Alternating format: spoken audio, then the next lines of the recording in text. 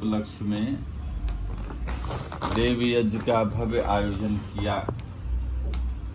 यह आयोजन करने का मुख्य उद्देश्य ये है कि हम उस चिन्ह का, जिस व्यक्ति के स्मरण के लिए हम पुण्यतिथि मनाते हैं, उनके गुण अवगुण का स्मरण करते हुए जो गुण हमारे अंदर आनी चाहिए, जो गुण उनके अंदर थी, जो अच्छा काम उन्होंने किया, उसको अपनाने का प्रयास करना चाहिए, उसे सीख लेना चाहिए और उनके अच्छे कर्मों के बताए हुए रास्ते पे चलने का प्रयास करना चाहिए। इसलिए उस चीज़ के स्मरण के लिए प्रत्येक साल हम इस चीज़ को मनाते हैं, जिसको पुण्यतिथि के रूप में मानते हैं। वैसे हम लोगों ने देव यज्ञ जो किया, इस यज्ञ को 5 यज्ञों में बांटा गया।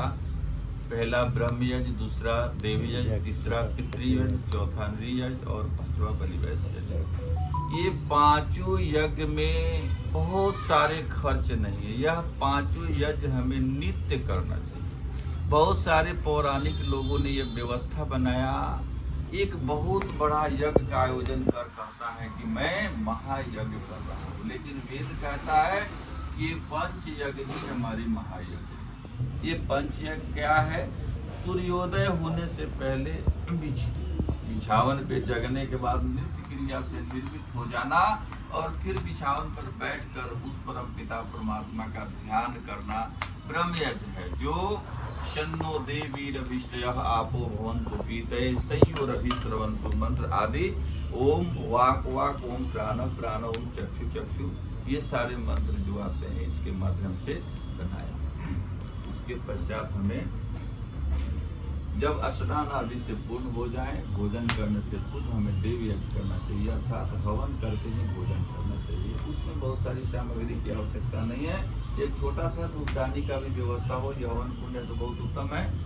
जो ही लोग स्नान किए अपना आग तैयार करके देव यज्ञ करें और देव यज्ञ करने के बाद जो शिष्ट गिरता उस घर के अंदर बना हुआ है उसमें डाल दें।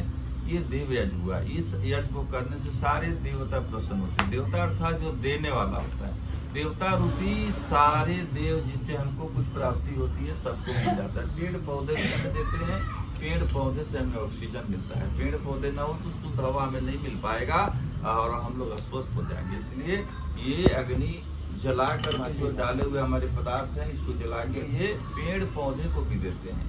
जितने भी दुनिया में सारे जीव हैं सबको देते हैं। इसलिए हम लोग क्या करते हैं कि इस देव यज्ञ को करते हैं ताकि सारे देव प्रसन्न हो। जितने जीव हैं सारे जीव को इस देव के माध्यम से अग्नि जला करके हवा में डाल देती है और हवा के माध्यम से सारे देव को प्राप्त हो जाता है, जो हमें देते हैं, जिनके माध्यम से हमारा जीवन मिलता है।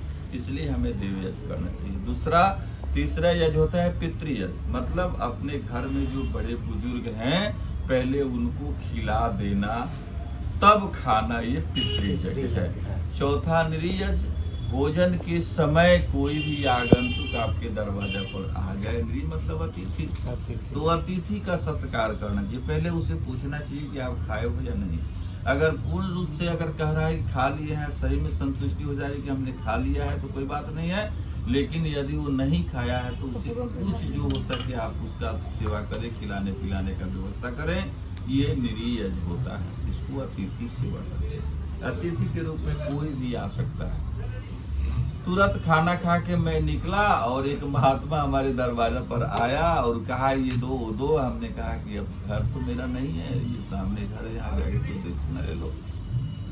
लेकिन वो बहुत सारा कहते कहते कहा, देखा हमारे हाथ में घड़ी है, अभी का बात कर रहा हूँ लुधियाना में। उसको घड़ी देख के लालच आ गया, कहा जी मेरे हाथ में घड़ी नहीं है। हमको वैसे महात्मा को घड़ी की आवश्यकता नहीं है, लेकिन आपको घड़ी चाहिए। तो कहा कि हमारे हाथ में घड़ी नहीं है और हमें ये घड़ी देख रहे हो, अच्छा लग रहा है क्या? तो हाँ ये अच्छा लग रहा है, लेकिन पुरानी घड़ी है।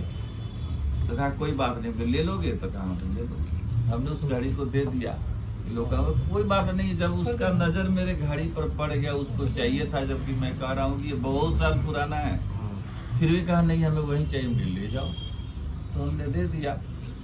वैसे आगंतुक अगर समय पे आ जाए तो देख ले कि अगर उसको भोजन की आवश्यकता है तो भोजन पवा दें, खिला दें, सदा से नमस्ते प्रणाम करें। जो 2-4 पैसे हो या जो सामान हो, वस्तु मांग रहा है, थोड़ी सी उसको जरूरत की चीज है, इतना पैसा न देते कि हो सकता है जाके कोई गलत चीज खा के नशा करके उसको गाली भी देना शुरू कर दो, वैसे चीज नहीं देना। तो उसने हाथ की बात की और कहा कि मुझे घड़ी पहनने का मन है, मेरे हाथ में घड़ी नहीं है, तो ले जाओ। तो निर्यज हुआ। चौथा बलि वैश्य जग, जब घर में अन्न बना हुआ रहता है, उस अन्न में से कुछ भाग निकाल देना, यानी कुछ जीव को खिला देना, बलि वैश्य। तो ये 5 यज्ञ जो रोज घर में करते हैं, उनके घर में रोज पंच महायज्ञ होता है। किसी भी बड़े यज्ञ की आवश्यकता नहीं, आपने दुनिया के सारे यज्ञ को पूर्ण कर लिया अगर 5 यज्ञ कर लिया, क्योंकि इस पंच यज्ञ को ही वेद महायज्ञ बताया।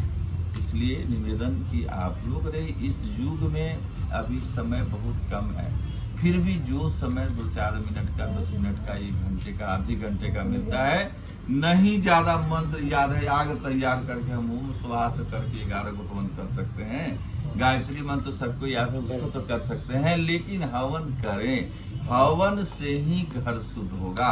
बहुत सारे लोग अगरबत्ती जलाते हैं, अगरबत्ती हमारी चीज नहीं है, अगरबत्ती अरब से शुरू हुआ, और अरब में हमारे हिंदू कंट्री के हिंदू लोग नहीं रहते हैं, वहाँ अरब में अरबिया रहते हैं, वहाँ मुस्लिम कंट्री है, वहाँ पे अरब में जो है वो उसी की पूजा होती है। मुस्लिम कभी हवन नहीं दे पाएगा, लेकिन हम उसका जो है चीज देंगे, यानी बिना अगरबत्ती के हम पूजा नहीं करेंगे। तो वैसे अगरबत्ती अब हम लोग के भी बन गए हैं, पतंजलि पर तैयार कर दिया है कि जब नहीं मानता है तो लो, हमने अपने ढंग से तैयार किया है। तो इसलिए अगरबत्ती का यूज नहीं करना है, अगर करना है तो पतंजलि का करना है, क्योंकि उसने सारा शुद्ध करके बनाया है, उसमें वैसे केमिकल नहीं डाले गए हैं जो हमारे हिंदू की जलाने की चीज नहीं है।